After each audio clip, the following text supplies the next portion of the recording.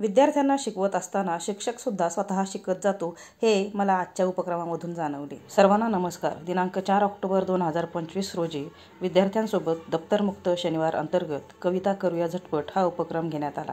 विद्यार्थ्यांना कविता झटपट कशी बनवायची हे शिकवण्यात आले। त्यासाठी सुरुवातीला त्यांना काही नियम व अटी समजावून सांगितल्या। सुरुवातीचा नियम आहे की तुम्ही पहिल्यांदा विषयांची यादी करून घ्या।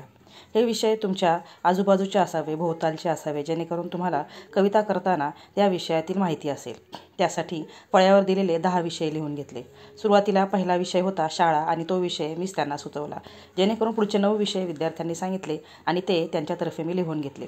आता वेळ होती विद्यार्थ्यांना समजून सांगायची की कविता बनवायच्या पायऱ्या काय आहेत। सर्वात पहिली पायरी आहे की विषय निवडणे। तुम्ही जे विषय लिहिलेले आहेत त्यातील एक विषय निवडा। दुसरी पायरी आहे विषयाची माहिती असणे आवश्यक आहे। पुढे यमक जुळणारे शब्द माहीत असावेत। कविता खूप मोठी नसावी, 4 ते 5 कडवे असावेत। कवितेचा शेवट एकदम भारी असावा। अर्थात विद्यार्थ्यांना ह्या गोष्टी सांगत असताना त्यांचे सुद्धा थोडे थोडे मार्गदर्शन घेण्यात आले, जेणेकरून कविता करूया झटपट हा उपक्रम एकदम रंजक होईल। आता कविता बनवायला सुरुवात झाली।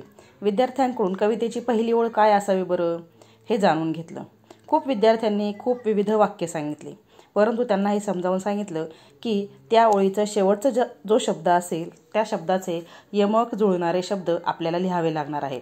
जर त्या शब्दाचे यमक जुळणारे शब्द तुम्हाला येत नसतील तर आपल्याला तो शब्द मात्र बदलावा लागेल। सरतेशेवटी पहिली ओळ मीच त्यांना लिहून दिली।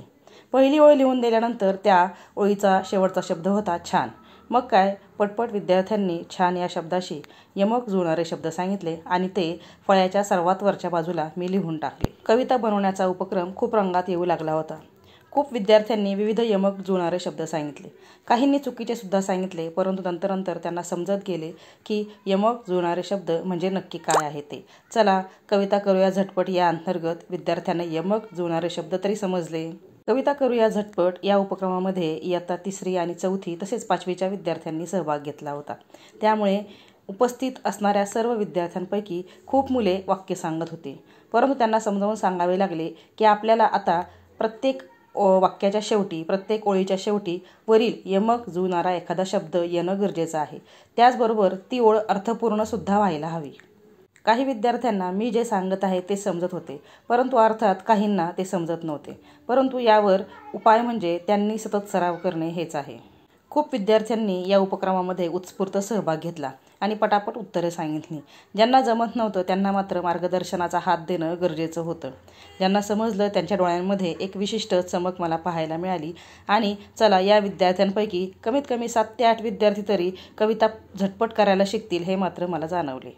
कविता करूया झटपट या उपक्रमाचा प्रवास तितकासा अवघड नव्हता, परंतु सोपाही नव्हता। अर्थात पहिली कविता असल्यामुळे ते वाटणे साहजिक आहे।